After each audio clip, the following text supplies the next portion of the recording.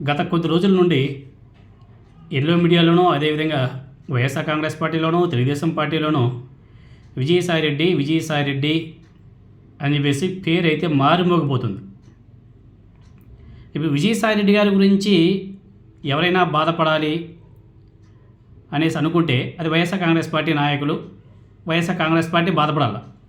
ఎందుకంటే విజయసాయిరెడ్డి గారు సడన్గా ఆయన రాజ్యసభ సభ్యత్వానికి తెలుగుదేశం పార్టీకి రాజీనామా చేయడం, వ్యవసాయం చేసుకుంటా వ్యవసాయ క్షేత్రంలో అని చెప్పేసి ఆయన వెళ్ళిపోవడం, తర్వాత ఆయన మీద అనేక కేసులు ఈ లిక్కర్ స్కామ్కి సంబంధించి అదేవిధంగా కాకినాడ పోర్టుకు సంబంధించి కేసులు, వాటి మీద సిఐడి కూడా కొంచెం అప్పుడప్పుడు పిలిచి విచారణ కూడా చేస్తుంది.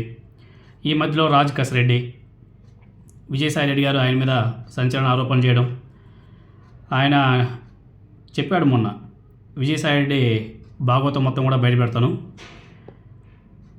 సిఐడి విచారణ కూడా మంగళవారం హాజరవుతాడని చెప్పేసి ఆయన చాలా స్పష్టంగా చెప్పాడు. అందులో భాగంగా ఐ థింక్ ఈరోజు దుబాయ్ నుంచి ఆయన హైదరాబాద్ కూడా వచ్చినట్టున్నాడు. హైదరాబాద్ ఎయిర్పోర్ట్లో ఏపీ సిఐడి అధికారులు ఆయన్ని అదుపులో కూడా తీసుకున్నట్టుగా తెలుస్తుంది. ఇంతవరకు బాగానే ఉంది. ఇప్పుడు విజయసాయిరెడ్డి గారి గురించి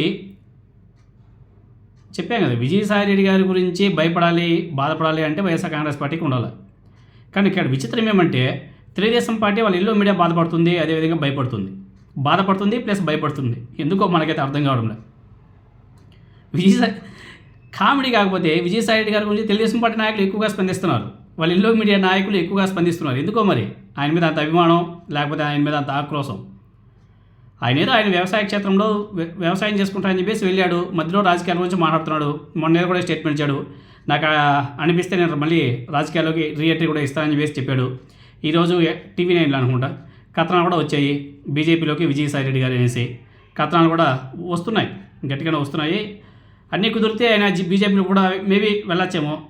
ఆయన రాకను కొంతమంది ఒక సీఎం రమేష్, పురంధేశ్వరి, సుజనా చౌదరి వీళ్ళంతా కూడా అడ్డుకుంటున్నారంట. మరి చూడాలి ఎందుకు అడ్డుకుంటున్నారు, ఏంది కథ, అసలు నిజంగానే విజయసాయిరెడ్డి గారు బీజేపీలోకి వెళ్తున్నాడా?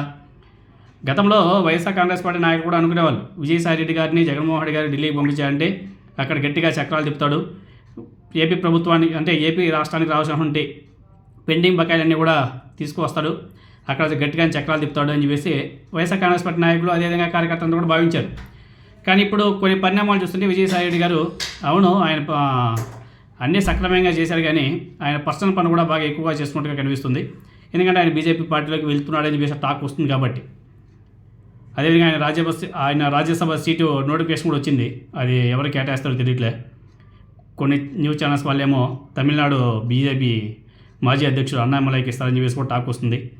కొన్ని ఛానల్స్ అయితే లేదు విజయసాయిరెడ్డి గారినే మళ్ళీ బీజేపీలో వాళ్ళు ఆ రాజ్యసభ సీట్ ఇచ్చి ఇస్తారని చెప్పేసి కూడా టాక్ నడుస్తుంది.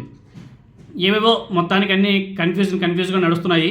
ఆయన కూడా రాజకీయాల్లోకి రీఎంట్రీ ఇస్తాడా అనేది కూడా చూడాలి. ఈరోజు టీవీ 9లో కూడా పెద్ద పెద్ద కథనాలే వచ్చాయి ఆయన బీజేపీ పార్టీలోకి వెళ్తాడు అనేసి. చలో ఎనీహౌ ఆయన బీజేపీ పార్టీలోకి వెళ్ళినాయి, ఎక్కడైనా వెళ్ళినాయి.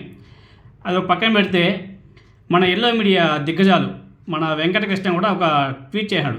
ఏమంటే విజయసాయిరెడ్డి మనసు మార్చుకున్నాడా, వ్యవసాయంపై మోజీ తీరిపోయిందా, బీజేపీలోకి రూట్ క్లియర్ అయిందా, బీజేపీ పేరుతో ఆయనే లీక్లు ఇస్తున్నాడా, కేసుల నుంచి జగన్ ఆడిస్తున్నాడు డ్రామానా అని చెప్పేసి అన్ని క్వశ్చన్ మార్కులు పెట్టి ఆయన ట్వీట్ చేశాడు. అయ్యా వెంకటకృష్ణ గారు, మనలో మన మాట, విజయసాయిరెడ్డి గారిని జగన్మోహన్ రెడ్డి గారే బీజేపీలోకి పంపిస్తున్నాడని, ఇదంతా కేసుల కోసం జగన్మోహన్ రెడ్డి ఆడిస్తున్నటువంటి డ్రామా అని చెప్పేసి మీరు అనుకుంటున్నారు కదా. అందరికీ మీ బాబు గారికి ఉన్నంత అనుభవం తెలివి ఉండదు కదయ్యా. 2019 ఎన్నికల్లో తెలుగుదేశం పార్టీ ఓడిపోయాక తెలుగుదేశం పార్టీకి చెందినటువంటి 4 రాజ్యసభ సభ్యులు సుజనా చౌదరి, సీఎం రమేష్, టీజీ వెంకటేష్ వగేరా వాళ్ళని చంద్రబాబు నాయుడు గారే ముస్తాబ్ చేసి బీజేపీలోకి పంపాడా? బాబుగారు తన మీద ఉన్నటువంటి కేసుల నుండి రక్షణ పొందడానికి ఇలా చేశాడా అనేసి అప్పట్లో మీరు ఎందుకు డిబేట్ పెట్టలేదు స్వామి?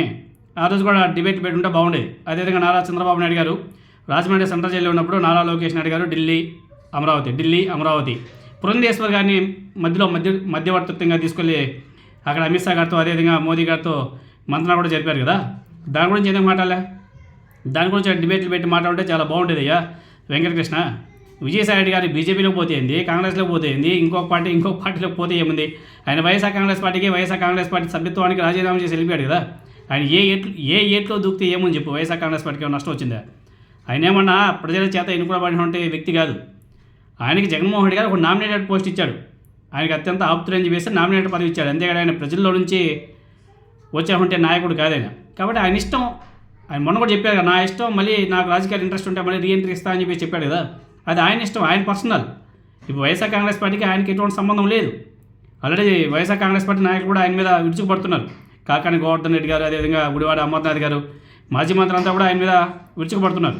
మొన్న వైవి సుబ్బారెడ్డి గారు కూడా విజయసాయి రెడ్డి గారి గురించి కొన్ని ఘాటైన వ్యాఖ్యలు చేశారు. సో ఆయనకి వైఎస్ఆర్ కాంగ్రెస్ పార్టీకి ఎటువంటి సంబంధం లేదని చెప్పేసి చాలా స్పష్టంగా అర్థమవుతుంది.